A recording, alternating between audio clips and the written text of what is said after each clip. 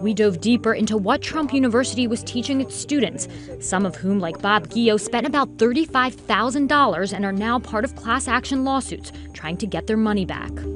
The curriculum at Trump University encouraged students to go out and find people who may be in precarious financial situations in what the manuals referred to as motivated sellers.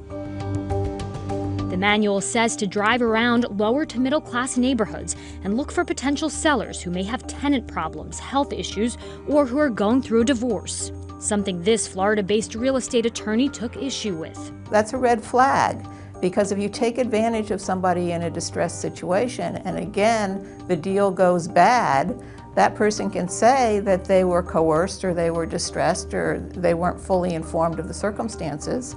New York-based real estate attorney Craig Delsack agreed. Some of these things like health and divorce, you don't want to have a motivated seller all of a sudden say, I did this deal under duress.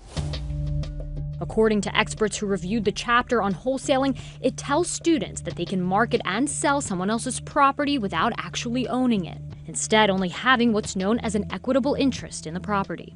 This Oregon-based real estate attorney who's been practicing for over 50 years said that wouldn't fly in his state. Trump's advice says that if you once make a deposit on property, you have an equitable interest in the property, and that must make you an owner and therefore you can sell. And that's not accurate. So what Trump's book advocates is selling property that you don't own, marketing property that you don't own. And that violates the Oregon real estate statute. A lot of the recommendations that he makes in the wholesaling section could potentially fall within the definition of broker, which would mean in order to do them, you would need a broker's license. And he does not tell people that.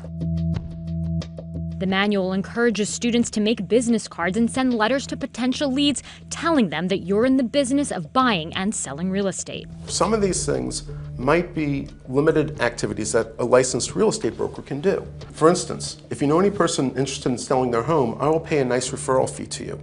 That's a brokerage commission. Well, those business cards advertise that you're in the business of buying and selling property. That comes within the definition of a broker. The manual says to go out and find investors that will help fund your real estate endeavors. In their words, use other people's money. If I come up with a package deal where I do all of the activity and you're merely a passive investor, I've sold you a security in Oregon. I've had clients who have been prosecuted by the Securities Division for just that. It is going to depend on how many investors there are and the nature of the investment. Real estate experts we spoke with said the Trump University curriculum should not have been a one-size-fits-all manual, but instead lessons cater to the legal and financial realities of real estate investing that differ in every state. What could be legal in one state could be against the law in another. Experts said other portions of the workbook were just carelessly put together. For example, here's a one-page sample contract to purchase real estate. It's so vague. Real estate attorneys who reviewed these materials took particular issue with a section in the contract that says it's subject to review, inspection, and written approval of my financial partner, the buyer referring to the Trump University student in this case. Typically, a seller's not going to agree to have that kind of contingency in a contract. If I'm a seller and it has that provision in it, I'm going to wonder, who's your financial partner? They have all kinds of reasons that the buyer can back out. Basically, the document is binding on the seller, it's not binding on the buyer. Then there's this section stating that the Trump U student, the buyer, may place appropriate signs on the property prior to closing for prospective tenants, contractors, and/or assigns.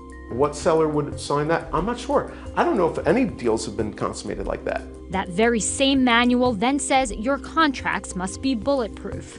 It does caution that although there are several such sample contracts in the workbooks, you should always consult your attorney before actually using them. The sample inspection sheet suggests that Trump U students can do their own inspections. You really need to have professionals come in.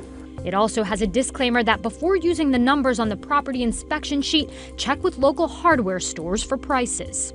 Those numbers don't seem to coincide with economic reality, according to experts we spoke with. For example, expect to spend about $1,800 for roof repairs, kitchen $700 to $1,000, windows $100 each. Although this was written in 2008, our experts agreed those prices were unrealistic. It was lowballing what somebody's going to be getting into. In other words, it made it look like it's very easy to go into this business. A few other attorneys CNBC spoke with said they thought the advice in the chapters was not illegal, instead just ineffective. In response to CNBC's questions about these potential violations, the Trump Organization sent this disclaimer form they said students had to sign upon enrollment before they received any of the courses or workbooks. It cautioned students that they should seek independent advice from real estate agents, appraisers, attorneys, accountants, and mortgage brokers. Trump Organization also put us in touch with a former student who attended a weekend seminar in 2008 in Louisiana. I did not have a bad experience, and I paid $1,500, and they gave me all of the information for what I paid for. So when I left the seminar, I had with me exactly what they said they were going to do. Trump Organization also told us that during live courses, students were told to build teams which included lawyers. Two students Trump Organization put us in touch with agreed. They wanted to make sure that we were current with our local laws. Another former student who did not want to appear on camera but provided background information to CNBC told us that having people sign a liability form does not make up for their techniques being illegal to use.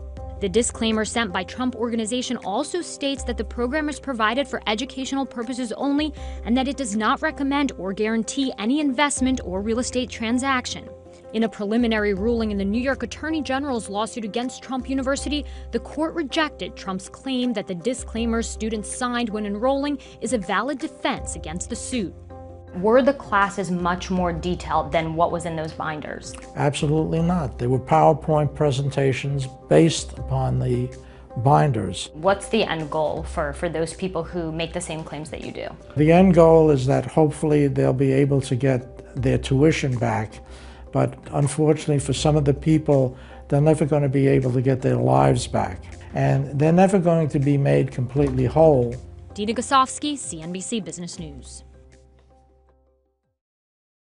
Hey CNBC fans, thanks for checking out our YouTube channel. Here you're going to find videos packed with all of the information that you need to be smarter about your finances. You can subscribe by clicking right here and click on all the videos around me or the I right here to watch the latest from CNBC. Thanks for watching.